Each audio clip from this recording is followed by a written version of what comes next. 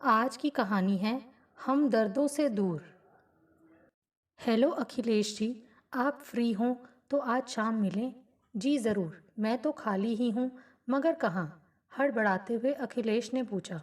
जी, वहीं बंजारा रेस्टोरेंट में ठीक 6 बजे मिलते हैं, सरला ने जवाब दिया। ओके। अखिलेश सरला से खुद मिलना चाहता था। वह खुश था कि सरला ने ही फ़ोन करके मिलने बुला लिया। दरअसल जब से मैट्रिमोनियल साइट में अपनी प्रोफाइल बनाई थी, सरला पहली महिला थी जो उसे एक ही नज़र में ही पसंद आ गई थी। समय 6 बजे का था, मगर अखिलेश 2 घंटे पहले ही तैयार हो गया। आखिर सरला से जो मिलने जाना था, हल्के ग्रे कलर की शर्ट और पैंट पहनकर वह आईने में ठीक से अपना मुआयना करने लगा। हर एंगल से खुद को जांचा परखा। कान के पास किनारे किनारे झांक रहे सफ़ेद बालों को छिपाने की कोशिश की। 4 दिन पहले ही डाई लगाई थी, मगर सफ़ेदी फिर सामने आ गई थी। आंखों का चश्मा और माथे की सिलवटें वह चाह कर भी नहीं छिपा सकता था। खुद ही दिल को यह सोचकर दिलासा देने लगा कि 60 साल की उम्र में इतना फिट और आकर्षक भला कौन नज़र आता है। जेब में पर्स और हाथ में मोबाइल लेकर वह चल दिया। अखिलेश की पत्नी का करीब 10 साल पहले देहांत हो गया था। उस वक्त बच्चे साथ थे, इसलिए ज़्यादा पता नहीं चला, मगर धीरे धीरे बच्चों की शादी हो गई और वे अपनी अपनी दुनिया में मशगूल हो गए। बेटी ब्याह कर दूसरे शहर चली गई और छोटे बेटे ने भी जॉब के चक्कर में यह शहर छोड़ दिया। बड़ा बेटा पहले ही शादी के बाद मुंबई में बस चुका था। इस तरह मेरठ के घर में वह नितांत अकेला रह गया था। अब पत्नी की याद ज़्यादा ही आने लगी थी। नौकरानी घर संभाल जाती, नाश्ता खाना भी बना देती, मगर पत्नी वाली केयर कैसे कर सकती थी। यही वजह थी कि अखिलेश ने फिर से शादी करने का फैसला लिया, ताकि अपनी बची ज़िंदगी इस तरह अकेलेपन और उदासी के साथ गुजारने के बजाय किसी विधवा से पुनर्विवाह करके गुजार सके। इसके लिए उसने मैट्रिमोनियल साइट में अपनी प्रोफाइल बना डाली। 3-4 दिनों के अंदर ही बहुत सारी महिलाओं ने उन्हें इंटरेस्ट भेज दिया। इन सबों में सरला सबसे ज़्यादा पसंद आई थी। रेस्टोरेंट की मेज पर सरला और अखिलेश आमने सामने बैठे थे। सरला की उम्र करीब 50 साल थी। वह भी विधवा थी। एक बेटी थी जिसकी शादी हो चुकी थी। गोरा रंग, तीखे नैन नक्श और चेहरे की चमक बता रही थी कि किसी ज़माने में वह भला की खूबसूरत रही होगी। सरला ने साफ शब्दों में अपनी बात रखी। करीब 5 साल पहले एक सड़क दुर्घटना में मेरे पति की मौत हो गई। आपको पता ही होगा कि पति के जाते ही औरत की ज़िंदगी से सारी रौनक चली जाती है। मेरी बेटी भी मायके चली गई और अब बिल्कुल दिल नहीं लगता है। बस इसी अकेलेपन की वजह से शादी का फैसला लिया है। सरला जी, मेरे साथ भी बिल्कुल यही बात है। मेरा भी ख्याल रखने के लिए कोई अपना मेरे पास नहीं। अकेलापन खाने को दौड़ता है। क्यों ना हम एक दूसरे के साथी बनकर इस अकेलेपन को हमेशा के लिए दूर कर दें। मुझे आपकी जैसी समझदार और सरल महिला की ही ज़रूरत है। सरला ने हौले से मुस्कुराकर अपनी सहमति दे दी। दोनों 1-2 घंटे वहीं बैठे बातें करते रहे। अगले दिन फिर मिलने का वादा कर अपने अपने घर लौट आए। आते ही अखिलेश ने मैट्रिमोनियल साइट से अपनी प्रोफाइल हटा दी। उसे जिसकी तलाश थी वह मिल चुकी थी। देर रात बेटे का फ़ोन आया तो अखिलेश ने बेटे से अपनी खुशी शेयर की। सुनकर बेटा एकदम चुप हो गया। कुछ देर बाद समझाते हुए बोला, पापा, यह क्या करने जा रहे हो? क्या ज़रूरत है इस उम्र में शादी की? वह औरत पता नहीं कैसी हो, किस मकसद से शादी कर रही हो। बेटा, तमीज़ से बात कर। वह औरत तेरी होने वाली माँ है। मैं जो यहाँ अकेलापन महसूस करता हूँ, उसे मिटाने के लिए शादी कर रहा हूँ। यार पापा, अकेलापन मिटाने के 100 तरीके हैं। इसके लिए शादी कौन सा रास्ता है? झुंझलाए स्वर में बेटे ने कहा। शादी ही सही रास्ता है बेटा। मुझे जो उचित लगा वही कर रहा हूँ। तुम लोग तो मेरे साथ नहीं रहते ना, फिर मेरी समस्या कैसे समझोगे? पापा, इस बार मैं कोशिश करूँगा कि अपना ट्रांसफ़र दिल्ली करा लूँ। फिर पास रहूँगा तो हर वीकेंड आ जाया करूँगा। डोंट वरी पापा। देख, 5 साल से तू यही कह रहा है बेटे, पर क्या हुआ? तू आया यहाँ? अखिलेश ने बेटे से सवाल किया। पापा, आप तो समझ ही नहीं रहे। तू भी नहीं समझ रहा है सुजय। बेटे ने गुस्से में फ़ोन काट दिया। अखिलेश थोड़ी देर उदास पड़ा रहा, फिर सहसा ही उसकी आंखों में चमक उभरी। मोबाइल उठाकर सरला का नंबर लगाने लगा। फिर देर रात तक दोनों बातें करने में मशगूल रहे। कुछ दिनों तक दोनों के बीच इसी तरह बातों और मुलाकातों का दौर चलता रहा। इधर अखिलेश के बच्चे उसे शादी न करने की सलाह देते रहे, मगर सही समय देख अखिलेश ने बहुत सादगी के साथ सरला को अपना जीवन साथी बना लिया। शादी के लिए अखिलेश ने बहुत सादा समारोह रखा था। अखिलेश का छोटा बेटा और सरला की बेटी और भाई विवाह स्थल पर मौजूद थे। अखिलेश की बेटी नहीं आ पाई थी। उसने वीडियो कॉल के ज़रिए अपने पिता की शादी देखी। बड़ा बेटा ऑफिस के काम में फंसा होने का बहाना बनाकर नहीं आया। अखिलेश के बच्चे अपने पिता की दूसरी शादी से बिल्कुल भी खुश नहीं थे। उस दिन अखिलेश बेटे से बात कर रहा था। सरला बाहर गई हुई थी। अचानक वह लौट आई, पर अखिलेश को इसकी खबर नहीं थी।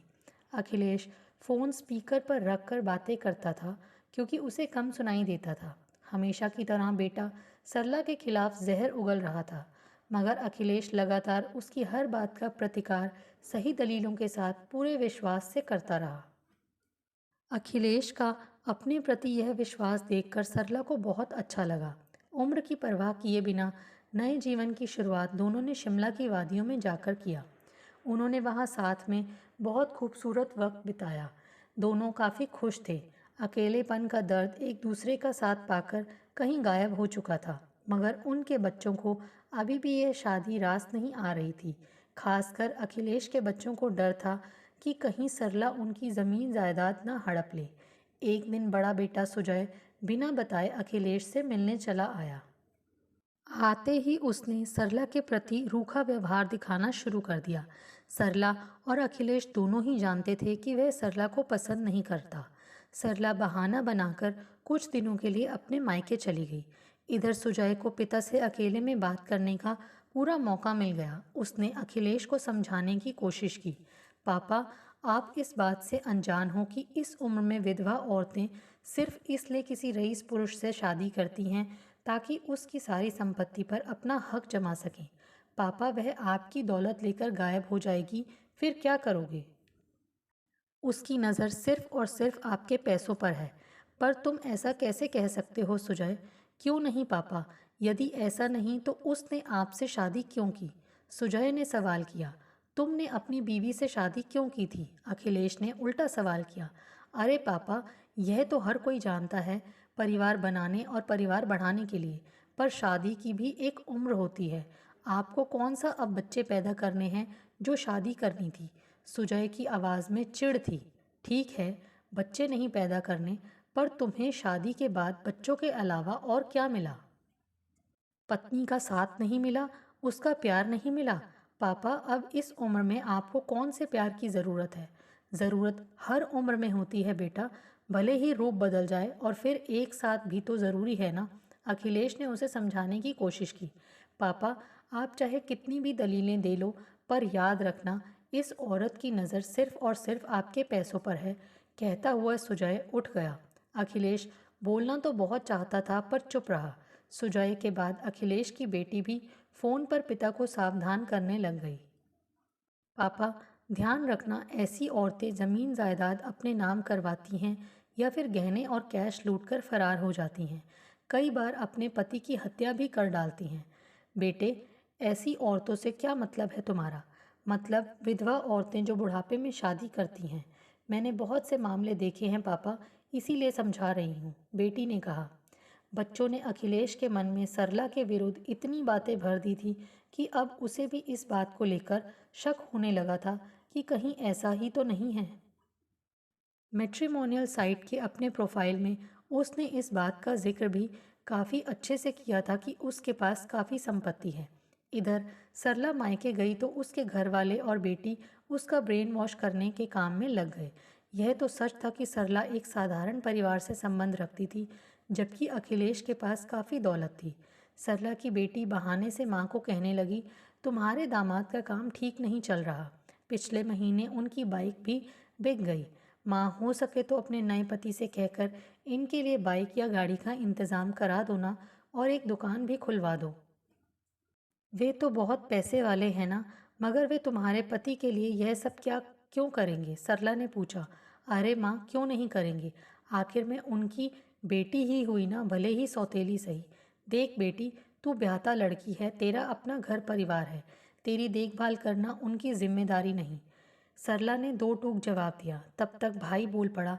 क्या दीदी, तुम तो ऐसे शब्द बोल रही हो जैसे यह तुम्हारी नहीं, तुम्हारे पति की ज़बान हो। अरे दीदी, बच्ची के लिए नहीं तो अपने लिए तो सोचो, सुनहरा मौका है। रईस बुड्ढे से शादी की है, थोड़ा ब्लैकमेल करोगी तो माला माल हो जाओगी, वरना बुड्ढे ने तो पहले से ही अपने तीनों बच्चों के नाम सब कुछ कर रखा होगा। कल को वह नहीं रहेगा तब तुम्हारा क्या होगा? अपने बुढ़ापे के लिए रुपए जोड़ कर रखना तो पड़ेगा ना। जब पैसे आ जाएं तो थोड़ी बहुत मदद मेरी या अपने दामाद की भी कर लेना। आखिर हम तो अपने ही हैं ना, तुम्हारे भले के लिए ही कह रहे हैं। अब देखो ना, पुराने जीजा जी के साथ तुमने सारी जवानी गुजार दी, मगर वह मरे तो तुम्हें क्या मिला? सब कुछ उनके भाइयों में बँट गया। इसलिए कह रहा हूँ कि दीदी, कि अपने पति की संपत्ति पर अपना कानूनी हक रखो, फिर चाहे कुछ भी हो। भाई मेरे, तू ठीक कह रहा है, मैं सोचूंगी।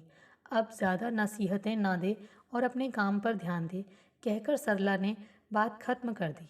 2-3 दिनों में सुजय चला गया। इधर सरला भी घर वापस लौट आई। दोनों ही थोड़े गुमसुम से थे। अपने बच्चों की बातें उन्हें रह रहकर याद आ रही थी। इस बीच अखिलेश की तबीयत खराब हो गई। उसे ठंड लगकर तेज बुखार आया। सरला घबरा गई। उसने जल्दी से डॉक्टर को बुलाया। डॉक्टर ने दवाएं लिख दी और ख्याल रखने की बात कहकर चला गया। इधर सरला के भाई को पता चला कि अखिलेश को बुखार है, तो वह उसे सलाह देने लगा। यह बहुत सही समय है दीदी, अपना जाल फेंको ताकि अखिलेश हमेशा के लिए ऊपर चला जाए। फिर तुम उसकी सारी दौलत की अकेली मालकिन बन जाओगी। सरला ने उसे झिड़का। बेकार की बातें मत कर, वह मेरे पति हैं और मैं किसी भी तरह उन्हें ठीक करके रहूंगी। इधर दवा खाने के बावजूद अखिलेश का माथा बुखार से तप रहा था। सरला ने जल्दी से उसके माथे पर ठंडे पानी की पट्टियां रखनी शुरू की। पूरी रात वह पति के सामने बैठी पट्टियां बदलती रही। अखिलेश बेहोश सा सोया हुआ था। बीच बीच में आंखें खुलती तो पानी मांगता।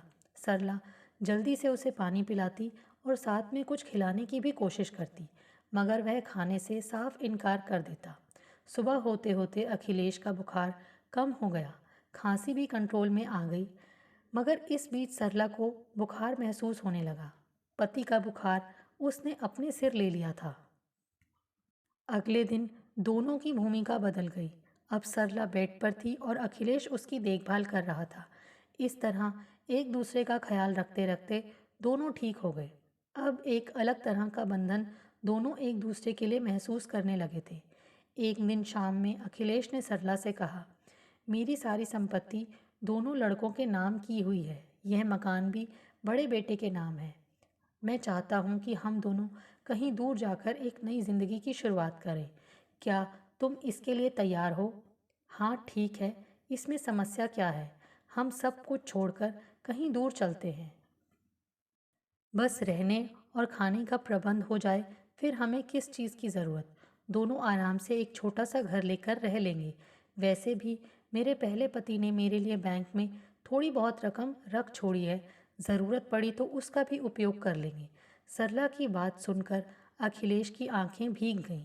एक तरफ बच्चे जिस महिला को दौलत का लालची बता रहे थे, वही इस गृहस्थी में अपनी सारी जमा पूंजी लगाने को तैयार थी। अखिलेश को यही सुनने की इच्छा थी। उसने सरला को गले से लगा लिया और बोला, ऐसा कुछ नहीं है सरला, सारी संपत्ति अभी भी मेरे ही नाम है। मैं तो तुम्हारा रिएक्शन देखकर तुम्हें परखना चाहता था। तुमसे अच्छी पत्नी मुझे मिल ही नहीं सकती। वैसे कहीं दूर जाने का प्लान अच्छा है। यह घर बेचकर किसी खूबसूरत जगह घर लिया जा सकता है। सच, मैं भी सबसे दूर कहीं चली जाना चाहती हूँ, सरला ने कहा। अगले ही दिन अखिलेश ने घर बेचने के कागज़ तैयार करा लिए। काफ़ी समय से उसका एक दोस्त घर खरीदने की कोशिश में था। अखिलेश ने बात कर अपना घर उसे बेच दिया और मिलने वाली रकम से देहरादून के पास एक छोटा सा खूबसूरत मकान खरीद लिया। उसने अपना नया पता किसी को भी नहीं दिया था। फ़ोन भी स्विच ऑफ कर दिया। अपना बैंक बैलेंस भी उसने दूसरे बैंक में ट्रांसफ़र करा लिया और पूर्व पत्नी के गहने भी लॉकर में रखवा दिए।